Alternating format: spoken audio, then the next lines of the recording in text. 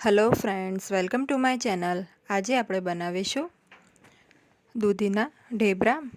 જો તમે મારી ચેનલ પર નવા હોવ તો મારી ચેનલને સબસ્ક્રાઈબ કરજો, જેથી આવનારી નવી વિડીયોની નોટિફિકેશન તમને સૌથી પહેલાં મળી શકે। તો ચાલો આપણે રેસીપી સ્ટાર્ટ કરીશું।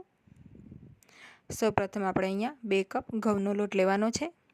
સાથે આપણે 1 ચમચી લાલ મરચું પાવડર, અડધી ચમચી હળદર પાવડર, धाणा जीरुनो पाउडर है 2 चमची, स्वाद प्रमाणे मीठू, सफेद तल लीधा है 2 चमची अने अजमो लीधो है 1 चमची।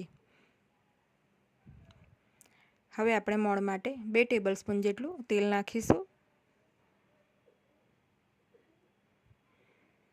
हवे हाथेथी आपणे बधुं मिक्स करी लईशुं एक वखत। तो आपणो लोट आ रीतनो मुठ्ठी पड़तो मोणवाळो होवो जोईए।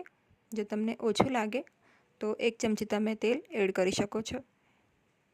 अहींया मैं मीडियम साइज़नी एक दूधी लीधी छे। दूधीने आपणे धोईने छोलीने एने छीणी लेवानी छे। तो आ रीते मैं दूधीने लोटमां ज खमणी लीधी छे। साथे आपणे 3 नंग मोटी कળી लसण लीधा छे। एने आपणे जे चीज खमणवानी खमणी होय छे एकदम झीणी एनाथी खमणी लईशुं। તમે ઈચ્છો તો એની પેસ્ટ કરીને પણ નાખી શકો છો।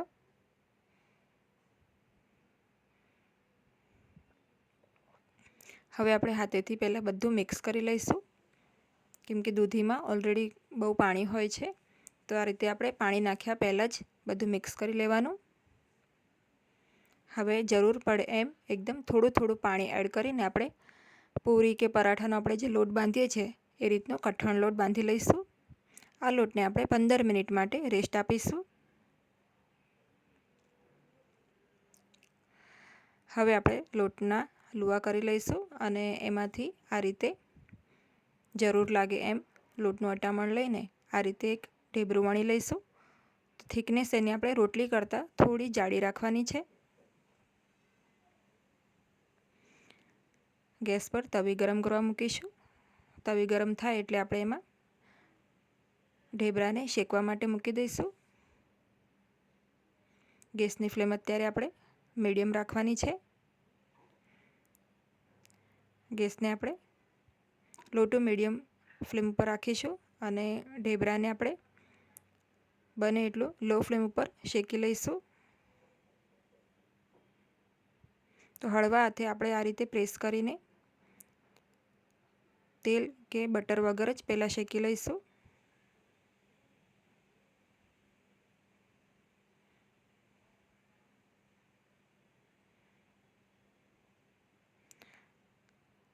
આ રીતે બંને સાઈડથી આપણે શેકી લેવાનું છે પહેલાં।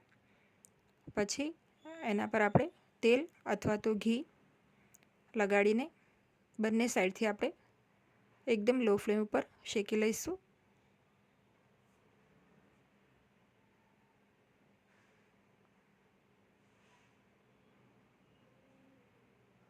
તો આપણે ગેસની ફ્લેમ એકદમ લો રાખવાની છે અત્યારે। તો અહીંયા એક ઢેબરું બની ગયું છે। આ રીતે બધા ઢેબરા હું બનાવી લઉં છું।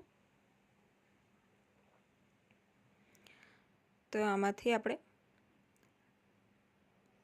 સરસ ઢેબરા બની ગયા છે। તમે આને ચા કોફી સાથે, અથાણા સાથે અથવા તો દહીં સાથે પણ સર્વ કરી શકો છો।